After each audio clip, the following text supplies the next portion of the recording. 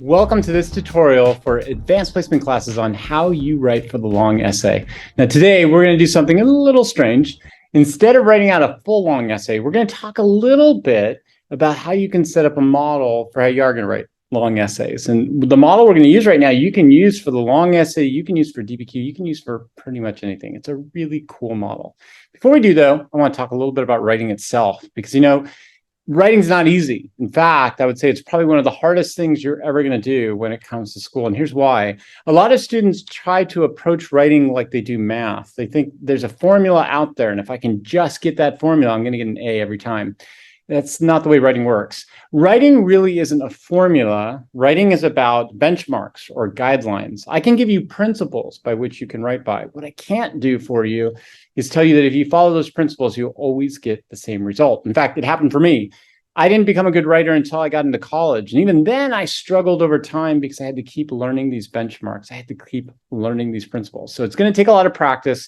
I want you to think about writing more as an art than as a formula. Okay, let's jump into it right now. First thing we're going to start off with is the thesis. And whenever you're writing a thesis, I want you to think of the thesis as being 3 sections. Your very first section of the thesis is your claim. And there's an easy way to write the claim. You basically just take words from the prompt itself and you put it into the argument.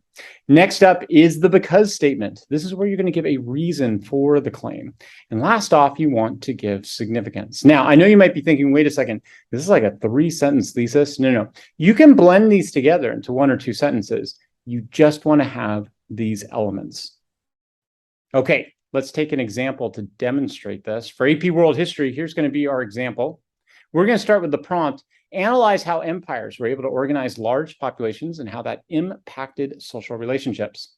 Here's an example of a good thesis. Classical empires increased their populations because they used hierarchies and bureaucracies to organize new food growth and the distribution of food to their diverse group of citizens. This led to the development of social classes, including landowners and their farm workers. Okay, the claim is classical empires increased their populations. The because statement, because they used hierarchies and bureaucracies to organize new food growth. Last off, what's the significance here? Led to the development of social classes. Okay. Next up is your body paragraphs. Here's a model you can use for your body paragraphs. It's going to help you for any kind of essay you're going to write. Starts off with a topic sentence, and then after the topic sentence, you provide a concrete detail. You describe the concrete detail, and you give a commentary. You're going to do this in 3 blocks. So in the end, you're going to have a topic sentence, concrete detail, description, commentary, another concrete detail with description, commentary, another concrete detail with description, commentary. There you go. There's your body paragraph model. You can use that for any of the essays you're going to do, even the DBQ. So for AP World History, what does this look like? Here's how you can do this in AP World History. Concrete detail number 1, for example, the Chinese Sui, Tang, and Song dynasties and their civil service exams to educate their landowning classes. This led to Confucian scholars who could record food production for their entire empire. Notice, we start off with the concrete detail about the Chinese, Tang, and Song dynasties using civil service exams. Then we say why it's important to record food production. Concrete detail number 2. Also, the Indian dynasties organized themselves with a central government and local governors. Okay. There we go. There's our concrete detail with the description. Here's our significance. This allowed the Indian leaders to organize a diverse population to develop food for a large population. Concrete detail number 3, Islamic caliphates used Quranic law to educate and train their leaders. There's your concrete detail description. Here's the significance. Islamic leaders were able to use universal laws to create stability for the development of land and meeting the needs of large populations. There's your significance about the Islamic caliphate. Okay, let's wrap all this up, guys.